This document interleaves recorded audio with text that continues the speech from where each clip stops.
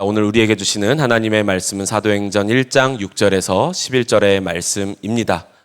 그들이 모였을 때 예수께 여쭈어 이르되 주께서 이스라엘 나라를 회복하심이 이때니이까 하니 이르시되 때와 시기는 아버지께서 자기의 권한에 두셨으니 너희가 알 바 아니요 오직 성령이 너희에게 임하시면 너희가 권능을 받고 예루살렘과 온 유대와 사마리아와 땅끝까지 이르러 내 증인이 되리라 하시니라.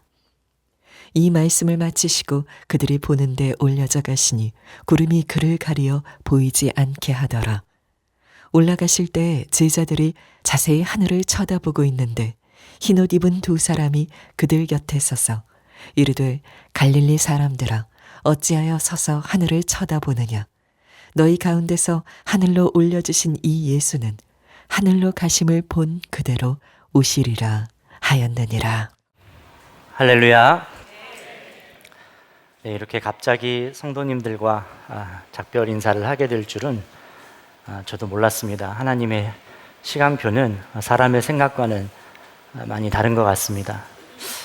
먼저 삶으로 목회를 보여주시고 또 정말 예수님의 주인 되신 교회로 이렇게 세워주시는 그 교회의 모습이 어떤가 본되어 보여주신 우리 유기성 원로 목사님과 박리부가 사모님, 김다희 담임 목사님과 유경아 사모님께 진심으로 감사의 마음을 전합니다. 정말 어떻게 교회를 세워가야 하고 교회의 주인이 누구인지를 직접 보여주셨고 또 경험케 해주셨습니다. 또한 우리 사랑하는 우리 목사님들 공동체 그리고 우리 신실한 전도사님들과 그리고 우리 간사님들 스텝 그분들과 이렇게 함께 좋은 공동체를 이루어 교회를 섬길 수 있다는 것이 영광이었습니다.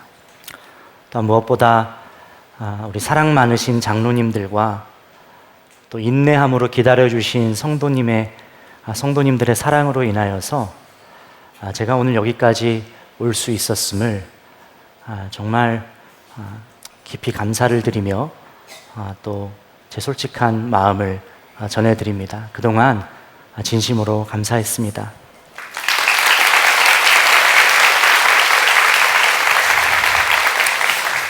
오늘은 혹시 몰라서 제가 손수건을 챙겨왔습니다. 청년 시절에 저는 목회자가 되는 것이 고민이 되었고 두려웠습니다. 이유는 하나님에 대한 커다란 오해가 제 마음속에 자리 잡고 있었기 때문에 그렇습니다. 주님의 부르심이 정말 나 자신을 위한 가장 선한 길일까? 행복한 부르심인 줄 제가 믿지 못하고 하나님을 일방적이고 어떻게 보면 엄격하고 폭력적인 분으로 오해했었습니다. 그런 저를 하나님께서 긍휼하게 여겨주셔서 인생의 삶 가운데 어느 한 분을 만나게 해주셨는데 그분을 통하여 제 눈이 열리게 됐습니다. 그때 제 마음에 있는 속에 있는 이야기를 그분께 이렇게 꺼내 놓았는데 그분이 이런 이야기를 들려주시는 겁니다. 넌 아주 중요한 것을 놓치고 있는데 우리 하나님 아버지는 좋으신 아버지야. 좋으신 아버지께서 만약 너를 주의 종으로 부르신다면 너를 가장 잘 알고 사랑하시는 분께서 부르시는 그 부름 속에는 행복이 있어.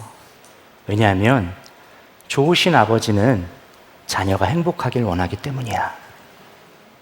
제가 그 말을 듣고 인생의 커다란 질문이 풀리는 것 같은 그런 마음이었습니다.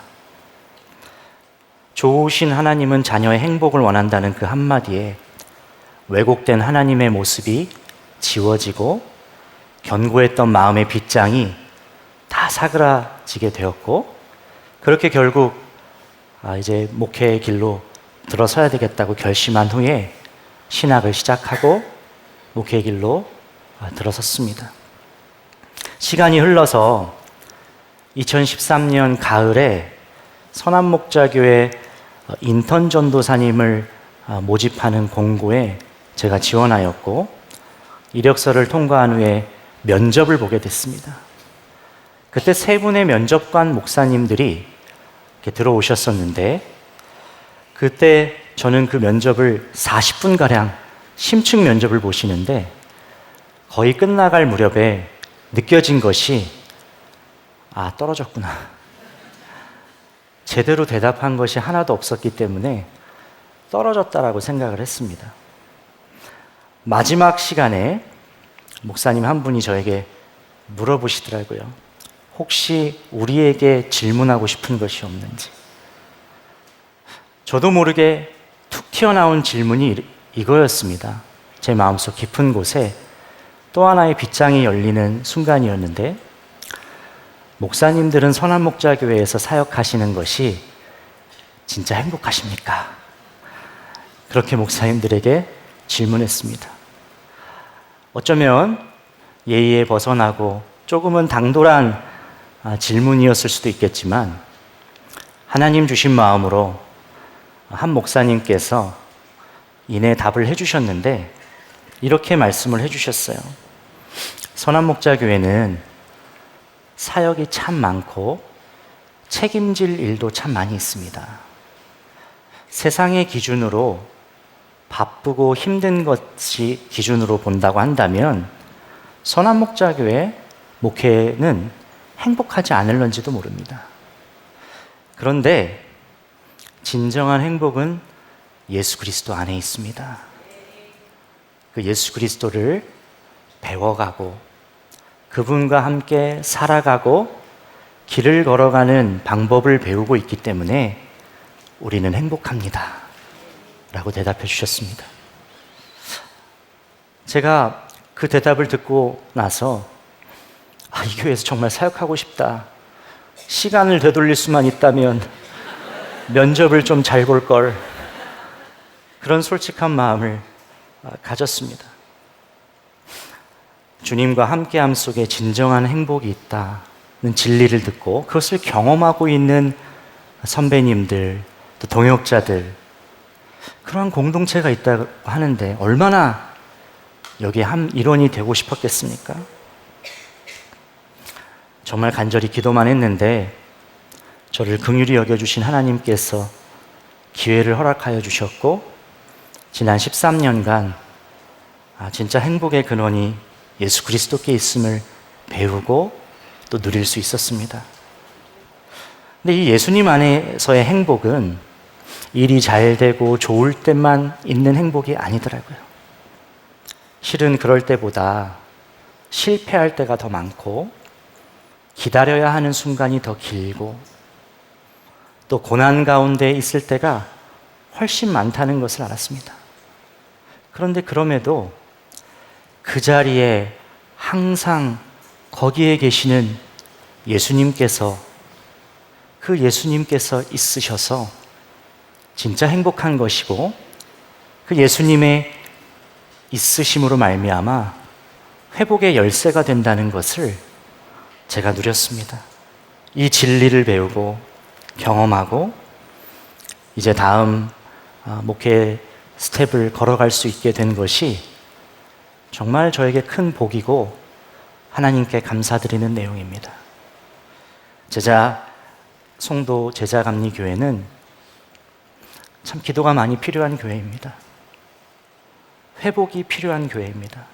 교회 역사에 아픈 일이 있었고 또한 그래서 하나님의 치유와 회복하게 하심의 역사가 간절히 필요한 곳입니다. 작년 연말에 담임자가 갑작스럽게 사임하게 되셨고 그 이후로 청빙위원회가 자체적으로 꾸려지게 돼서 지난 수개월의 시간을 보냈습니다. 그렇게 갑작스러운 상황이기 때문에 제가 오늘 이렇게 인사를 드리고 다음 주에 그 교회로 건너가서 부임 예배를 드려야 하는 상황입니다. 청빙 과정을 시작하면서 감리교회 명망이 높은 목사님들께 추천을 부탁하셨는데 김다희 담임 목사님께도 청빙위원회가 찾아오셔서 간곡히 후보자를 추천해 주실 것을 부탁하셨습니다. 그래서 저는 담임 목사님 추천으로 후보자가 되어 청빙 과정을 밟게 된 것입니다. 제가 이 교회에 대한 소식을 듣고 담임 목사님으로부터 듣고 처음 기도를 시작하게 된 날이 부활절 전날 토요일이었습니다. 그리고 이 청빙의 모든 과정이 끝나고 그 교회로부터 3대 담임자로 최종 결정했다라고 연락을 받은 날이 맥주 감사주일 전날 토요일이었습니다. 구약에서 맥추절은 첫 열매를 드리는 감사의 의미가 담겨져 있죠. 신약에 와서는 맥추절이 이제 성령이 임하고 교회가 탄생한 성령 강림의 날로 지킵니다.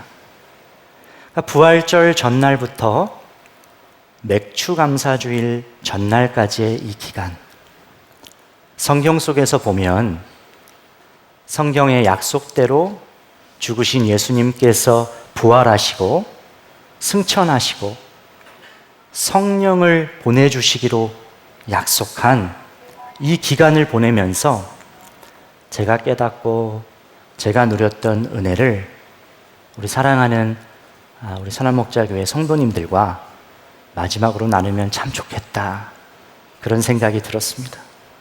그래서 오늘 말씀을 예수님의 부활부터 오순절 성령의 강림 전까지의 기록이 담겨져 있는 사도행전 1장 말씀으로 정한 것입니다.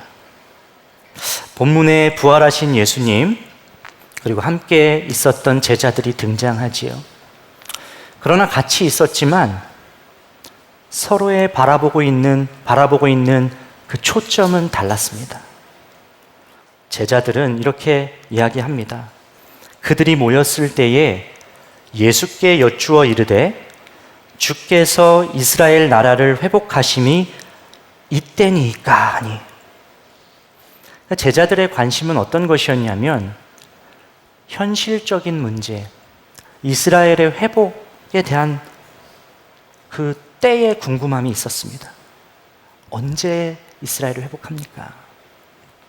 여러분, 우리도 그렇지 않습니까? 삶을 살아가면서 주님 도대체 언제까지입니까? 현실적인 어려움 앞에서 그렇게 묻고 질문할 때가 많이 있지요. 주님 도대체 우리 가정의 그 기도 제목은 언제까지입니까? 사랑하는 자녀는 언제까지 방황하는 것입니까? 우리 가정의 재정 문제는 주님 언제까지입니까? 이 고난은 도대체 언제까지입니까? 이것은 매우 중요한 기도 제목이고 시급히 해결되어야 할 과제인 것이 맞지요. 근데 이 제자들의 질문에 예수님께서 이렇게 말씀하십니다. 7절 말씀. 이르시되 때와 시기는 아버지께서 자기의 권한에 두셨으니 너희가 알 바 아니요. 자칫 이 문장만, 이 글만 우리가 직관적으로 받아들이면 서운한 마음이 들기도 하죠. 이 말씀을 자칫 주님은 우리의 현실적인 문제에는 관심이 없으셔, 내 기도 제목은 주님에게 뒷전이야, 우리가 이렇게 오해해서는 안 됩니다. 주님은 우리의 시급한 문제를 누구보다도 잘 아십니다. 또 우리 기도 제목을 가볍게 여기시지도 않습니다. 다만 그 문제에 대하여 이렇게 말씀하신 것은 너희가 생각할 것이 아니라 그건 나에게 맡길 영역이야, 그렇게 말씀하고 있는 것이죠. 회복의 때와 시기를 결정할 그 주권이 하나님의 손 안에 있음을, 그러니 때를 주목하지 말고 조급해하지 말고 염려하지 말라고 이렇게 말씀하신 것입니다. 한 윤리학자가 캘커타에서 3개월간 자기 인생의 깊은 질문을 가지고 자원봉사를 하고 있었습니다. 근데 거기에 누가 있었냐면 테레사 수녀가 있었습니다. 테레사 수녀가 학자를 보고 무엇을 어떻게 도와드릴까요? 그렇게 질문을 했는데 그때 그 학자가 이야기하기를 저를 위해 기도해 주세요 하는 겁니다. 그러면서 확실한 답을 얻기 위하여 저를 위해 기도해 주시기를 바랍니다. 그렇게 테레사 수녀에게 이야기를 했어요. 그때 그녀가 말을 딱 잘라 끊더니 아닙니다. 저는 그렇게 하지 않겠습니다. 왜냐하면 확실한 답이야말로 당신이 붙들 것이 아니기 때문에 그렇습니다. 오히려 그건 당신이 놓아야 할 것입니다. 확실한 답이란 나에게 있어 본 적이 없습니다. 내게 늘 있는 것은 하나님을 향한 신뢰뿐입니다. 그러니까 당신을 위해서도 하나님을 신뢰할 수 있도록 믿음을 가질 수 있도록 제가 그렇게 기도해 드리겠습니다. 사랑하는 여러분, 우리가 내려놓아야 할 것은 언제, 어떻게와 같은 확실한 답입니다. 조급함을 버리고 염려를 내려놓아야 합니다. 더불어서 우리가 붙들어야 할 것은 우리 하나님 아버지를 향한 신뢰입니다. 신뢰. 그분께 맡기는 믿음입니다. 주님은 주님께 묻는 제자들과 그리고 오늘 우리들에게 동일하게 말씀하십니다. 때와 염려, 때와 그 시를 걱정하지 말아라. 염려하지 말아라. 그건 나의 손 안에 있는 일이야. 너는 나를 그저 신뢰하라. 그러면 된다.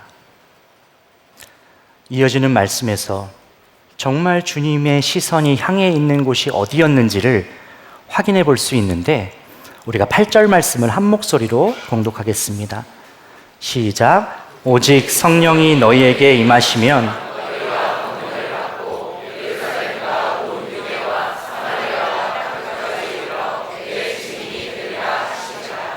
아멘. 성령이 임하시면 너희가 권능을 받고 오직 성령이 임하시면 너희가 권능을 받고 예루살렘과 온 유대와 사마리아와 땅끝까지 이르러 내 증인이 되리라. 바로 성령을 주목하라 라고 말씀하고 있지요. 저는 말씀을 준비하는 저 자신도 그리고 오늘 현장에서 또한 곳곳에 교회의 지하 2층을 비롯한 모든 예배 처소에서 온라인에서 예배하는 모든 성도님들이 이 말씀을 꼭 여러분의 말씀으로 붙들기를 바랍니다. 기도 제목과 눈앞에 있는 문제, 겪고 있는 고통, 여러 가지보다 그 모든 것보다 반드시 앞서 있어야 하는 것이 있는데 바로 성령이라는 것입니다. 성령. 주님은 지금 그것을 가리키고 있는 것입니다.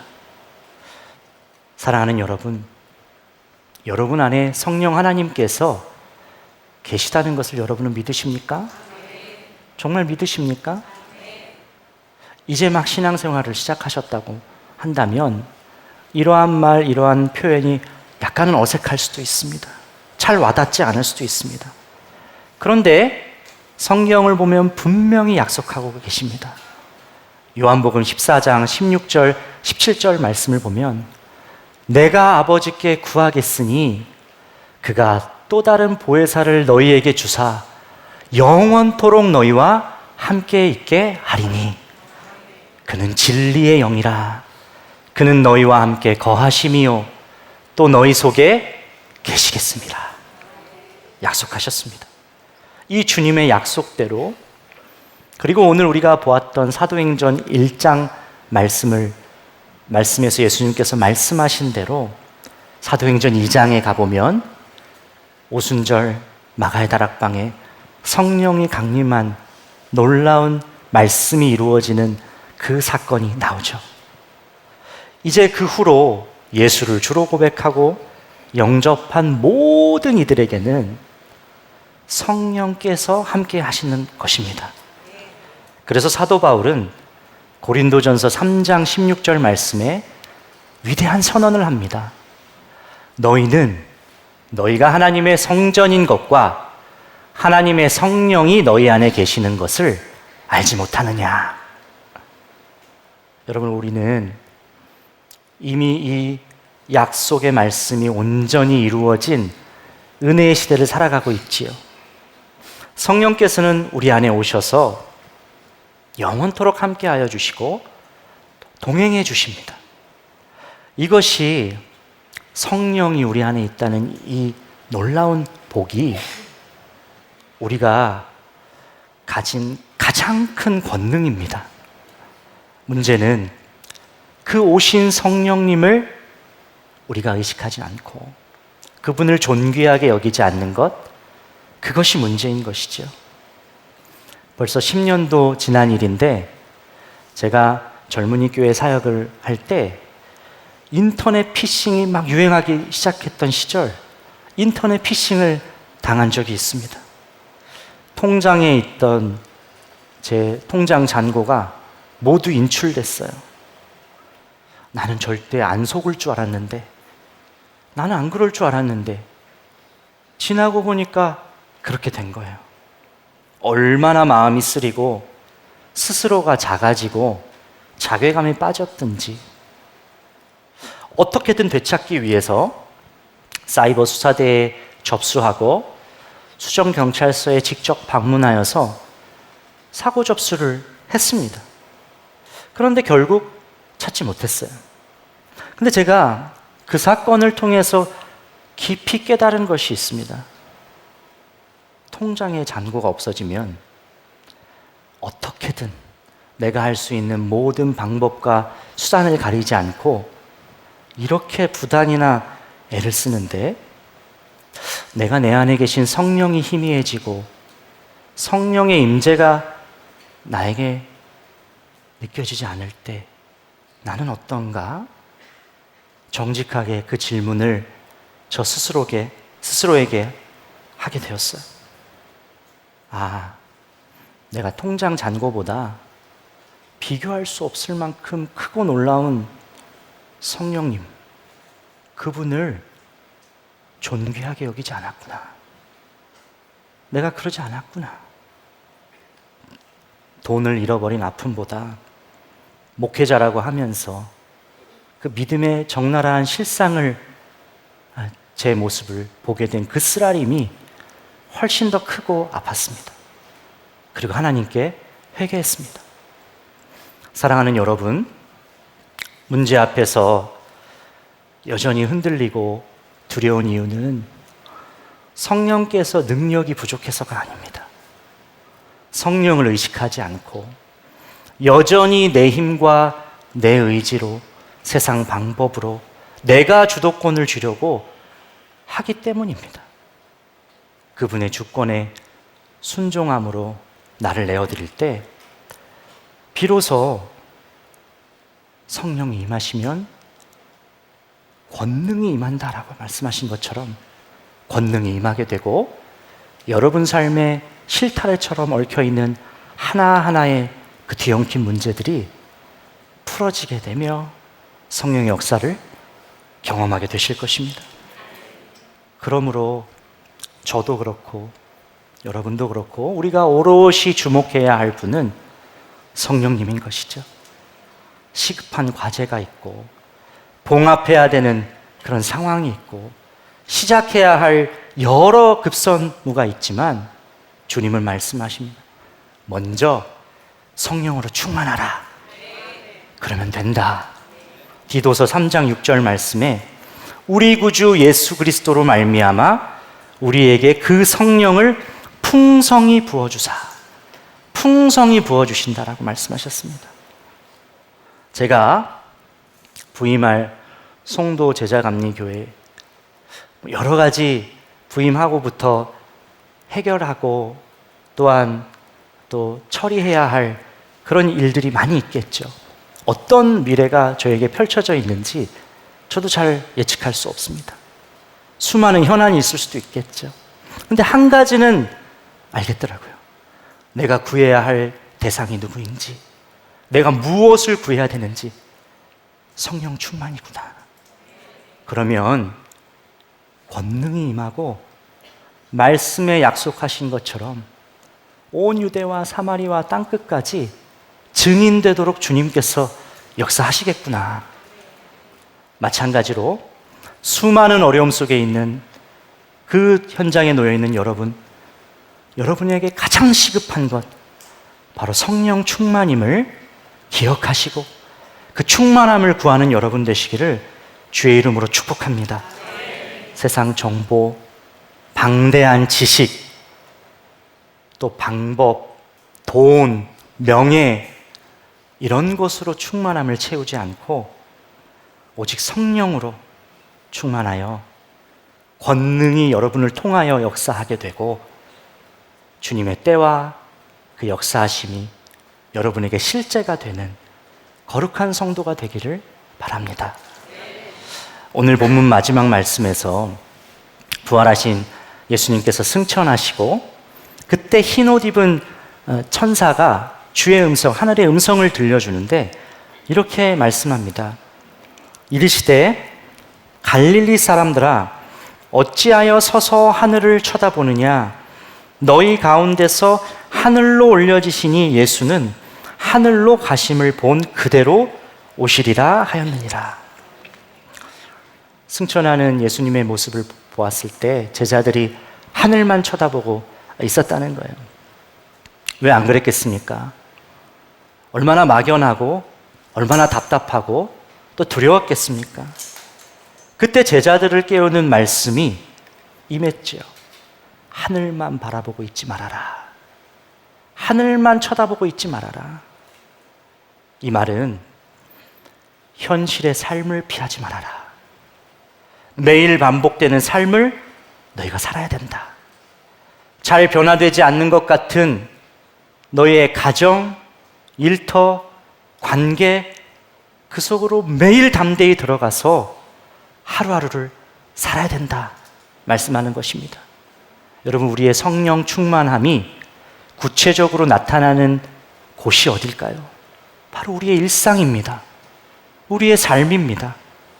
언제 회복될지 하늘만 쳐다보며 시간을 낭비하지 말고 오늘 나에게 주어진 그 작은 순종을 이어가면서 나에게 붙여주신, 나와 함께하라고 보내주신 그 사람을 사랑하며 살아가는 그 순종이 바로 다시 오실 주님을 기다리며 살아가는 것이고 성령 충만의 구체적인 모습인 것입니다.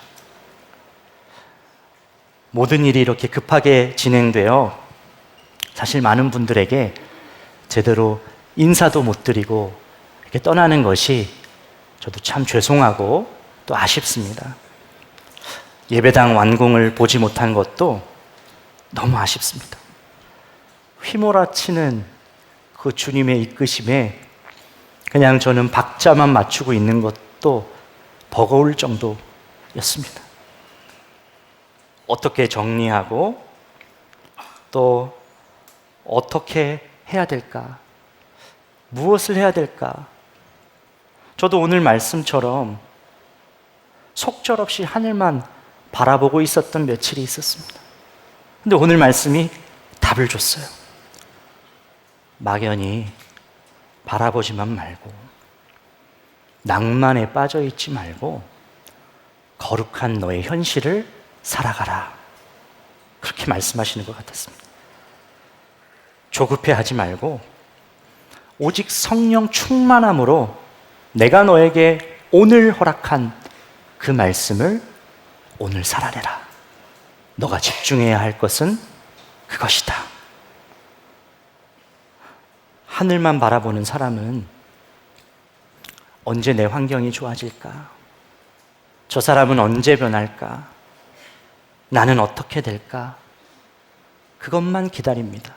그런데 성령으로 현실을 살아가는 사람은 환경과 사람이 변화되기를 기다리는 대신에 성령이 우리 안에 있으니까 성령께서 주시는 권능으로 주어진 삶을 담대하게 마주하고 또한 그 속에서 만나는 사람과 사랑으로 품어내며 내 힘으로 내 의지로 도저히 내 뜻대로 할 수 없는 그러한 일들을 성령께 간구하며 기도하며 그리고 그 받은 것을 붙들고 순종합니다.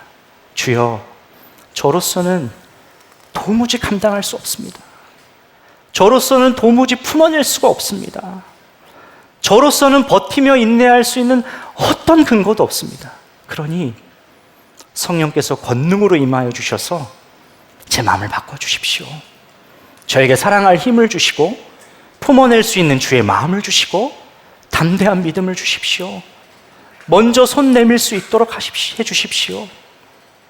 성령께 구하고 그리고 그 음성에 반응하는, 순종하며 살아가는 것이 증인의 삶입니다. 사랑하는 여러분, 여러분의 치열한 일상 가운데 성령께서 함께 하십니다. 가정, 교회, 일터, 여러분이 증인되어야 할 모든 곳에서 권능으로 임하시며 내 생각과 내 뜻, 의지, 혈기를 다 내려놓고 여러분이 오직 성령의 민감한 음성에만 반응하여 순종만 하는 여러분 되시기를 축복합니다. 이렇게 내 안에 계신 성령님을 의지하며 주어진 오늘을 살아가는 것이 오늘 본문의 핵심 말씀이고 내용인데, 제가 말씀을 이렇게 쭉 정리하면서 오늘 이 사도행전 1장 말씀은 기다림에 대한 이야기구나, 기다림의 한복판에 서 있는 그런 말씀이구나 라는 생각이 들었어요. 약속하신 성령을 기다리고 장차 오실 예수 그리스도의 재림을 기다리고 있죠. 그런 맥락에서 성경을 떠올려 보니까 성경이야말로 처음부터 끝까지 하나님의 그 약속을 품고 소망함으로 기다리는 책이더라고요. 광야를 지나가던 이스라엘의 백성은 가나안 땅을 기다렸죠. 또 가나안 땅에서 살아가던 이스라엘 백성은 자신들을 통치할 의로운 왕을 기다렸습니다. 또 바벨론의 포로로 끌려간 이스라엘은 그 고통에서 구원해 줄 메시아를 기다렸죠.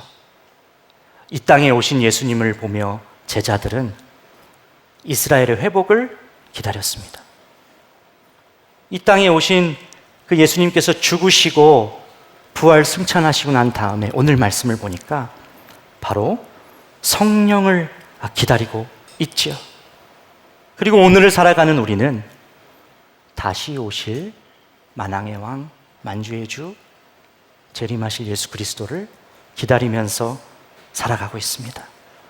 그런 의미에서 우리의 신앙과 우리의 삶은 기다림의 연속이지요.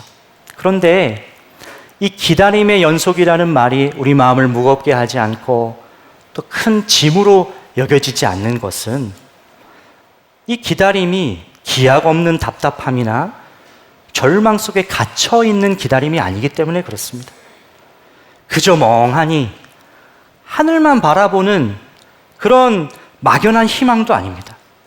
이유는 하나님의 약속은 반드시 이루어지기에 거룩한 소망을 품고 그 영광스러운 결말을 이미 우리에게 일러주셨기 때문에 오늘이라는 구체적인 현실을 담대함으로, 기쁨으로 살아갈 수 있게 되는 것이죠.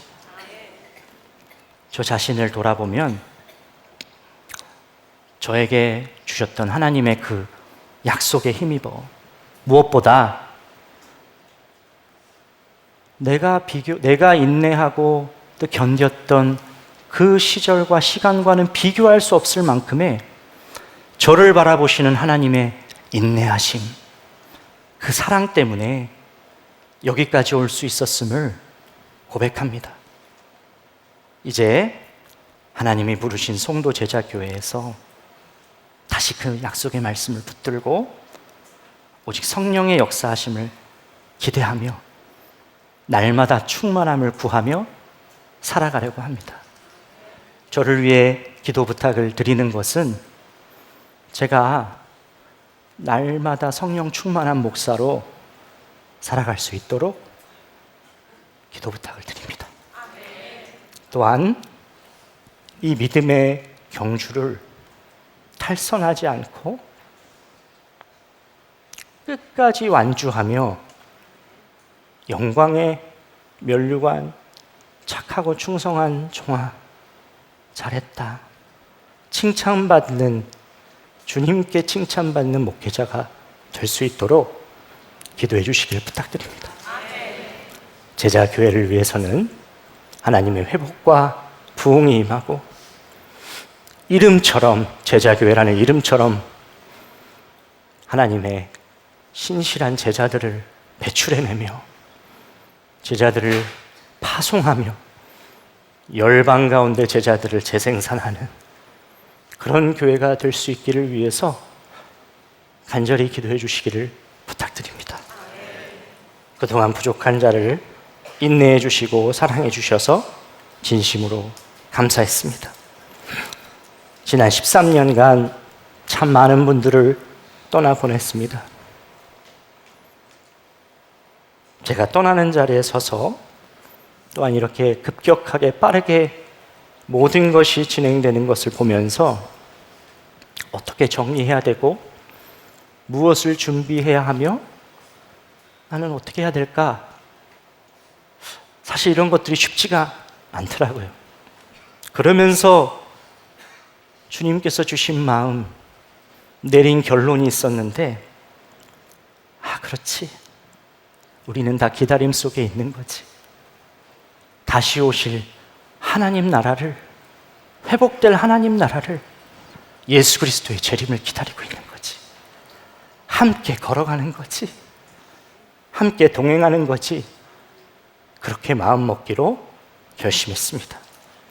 그 나라를 위하여 약속된 그 주의 나라가 임할 때까지 송도라는 서쪽 하늘 아래에서 저도 신실하게 열심히 쫓아가도록 하겠습니다. 또한 선한 목자 교회를 위하여, 친정과 같은 이 교회를 위하여 저도 기도의 사명을 감당하겠습니다.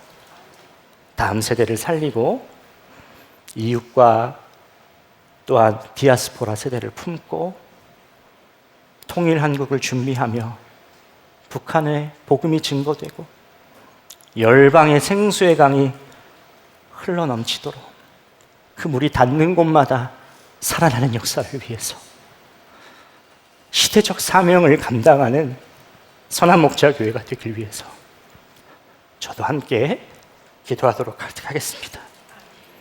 걱정할 것이 없는 것은 어디에 있든 그 나라를 위하여 살아가는 우리 모두에게 성령이 함께 하신다라고 약속하셨기 때문에 그렇습니다. 성령으로 인하여, 그분으로 인한 권능으로 여러분의 삶을 매일매일 순종으로, 또한 하나님 앞에 영광의 그 굳은 살, 순종의 굳은 살이 매일매일 흔적과 같이 남겨져 정말 주님께 온전히 영광만 올려드리는 사랑하는 여러분 모두 되기를 주의 이름으로 간절히 축복합니다. 우리 함께 기도하고 성찬의 자리에 나아가도록 하겠습니다. 사랑하는 여러분 더 이상 염려하지 않으시기를 바랍니다. 여러분을 사랑하시는 하나님, 온통 자녀 생각뿐인 아버지께서 우리의 시급한 기도 제목을 아시고 그 문제에 대한 그 때와 방법까지도 전부 알고 계십니다. 그러니 우리가 조급해하지 않고 염려할 이유가 없는 것이죠. 맡기면 되는 것이죠. 오늘 부활하신 주님께서 마지막 제자들에게 하신 말씀, 오직 성령이 너희에게 임하면 너희가 권능을 받고 땅끝까지 이르러 내 증인이 되리라. 성령을 주목하게 하셨습니다. 이 말씀이 우리에게는 이미 이루어졌습니다. 성령께서 여러분과 함께 하십니다. 우리가 이렇게 기도했으면 좋겠습니다. 주님, 구하는 자에게 넘치도록 풍성히 주시겠다고 약속한 성령님, 충만함으로 함께하여 주시고 오늘 나를 성령으로 사로잡아 주시옵소서. 하늘만 쳐다보며 서 있는 것이 아니라 허락하신 삶을 오늘이라는 거룩한 현실 속에서 담대히 살아내는, 믿음으로 헤쳐나가는, 성령의 능력으로 승리하는 모든 사랑하는 증인들이 되게 하여 주시옵소서. 우리 주의 이름을 간절히 부르짖고 기도하겠습니다. 주여!